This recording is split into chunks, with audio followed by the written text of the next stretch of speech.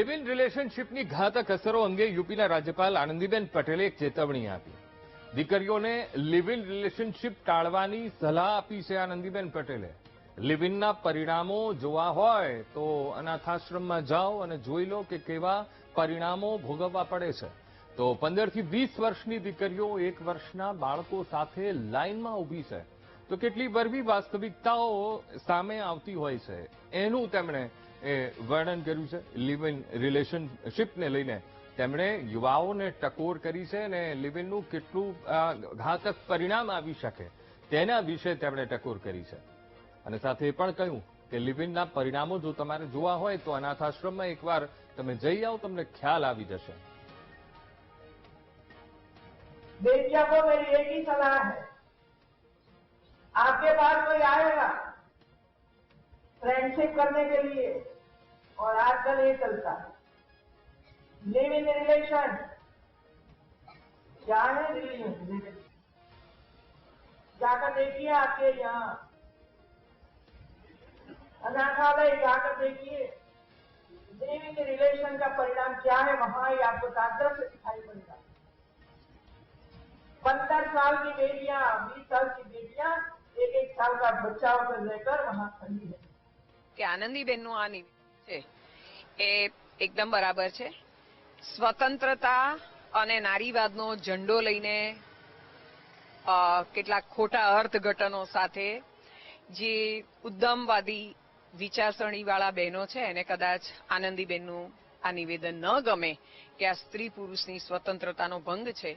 આપણને બધી સ્વતંત્રતા મળેલી છે, હરવાની ફરવાની, વિચાર વાણી બધી જ. પણ એ સ્વતંત્રતા સ્વચ્છંદતા સુધીની ન હોય. વાત આવે છે લિવ ઇન રિલેશનશીપની, તો લિવ ઇન રિલેશનશીપ એ ભારતીય સંસ્કૃતિનો વિચાર જ નથી. આ भारतीय संस्कृतिમાં ક્યાંય છાજે કે બંધ બેસતી બાબત જ નથી. लिविंग रिलेशनशिप हमें नहीं करना चाहिए क्योंकि लिविंग रिलेशनशिप में हमें कानून ने स्वतंत्रता प्राप्त दी है. तो इसका मतलब ये नहीं कि हम लिविंग रिलेशनशिप करेंगे. लड़के लड़कियां अपने शौक मौज और आनंद के लिए लिविंग रिलेशनशिप में होते हैं. 6-7-8 महीने साथ में रहते हैं, फिर वो लोग एक दूसरे को छोड़ देते हैं. और कई मामलों में तो यह भी हो जाता है कि लिविंग रिलेशनशिप में आने के बाद अगर महिला प्रेग्नेंट भी हो जाती है तो वो जब बच्चा होता है तो वह उनसे सड़क पर ऐसे ही अनाथ आश्रम में छोड़ देते हैं क्योंकि उनके माता पिता ऐसे बच्चों को स्वीकार नहीं करते और जिस लड़के के साथ विवाह होना होता है उसको भी अस्वीकार नहीं करते क्योंकि उन्हें. और मैं एक लड़की होने के नाते ये कहना चाहूंगी कि जहाँ अपने माता पिता करें वहीं हमें विवाह करना चाहिए. लिविंग रिलेशनशिप थी આપણા ઇન્ડિયામાં અને આપણા ભારતીય કલ્ચરમાં તો એ છે જ નહીં, પણ લોકો આવી રીતે રહેવા માંગે છે, પણ એ એકદમ રોંગ છે. કેમ કે કાલે ઉઠીને કંઈ પણ પ્રોબ્લેમ આવે છે આપણા ઘરેથી યા પછી એમનામાં કંઈ પ્રોબ્લેમ આવે છે તો આપણા ઘરે તો આપણે જવાનું જ ના હોય.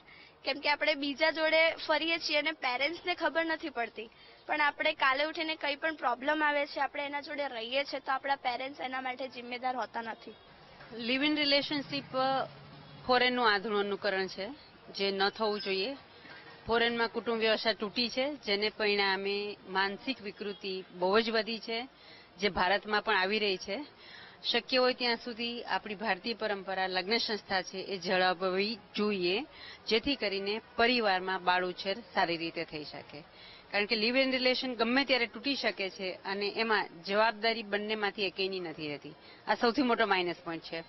પ્લસ પોઈન્ટ એ પણ છે કે બંને એકબીજાને પસંદ કરતા હોય તો સાથે રહી શકે, પણ જવાબદારી સાથે રહે બાળકોની એ જરૂરી છે. એટલે શક્ય હોય ત્યાં સુધી તો લગ્ન સંસ્થા એ વધારે મહત્વની છે અને ભારતમાં એ જ હોવી જોઈએ.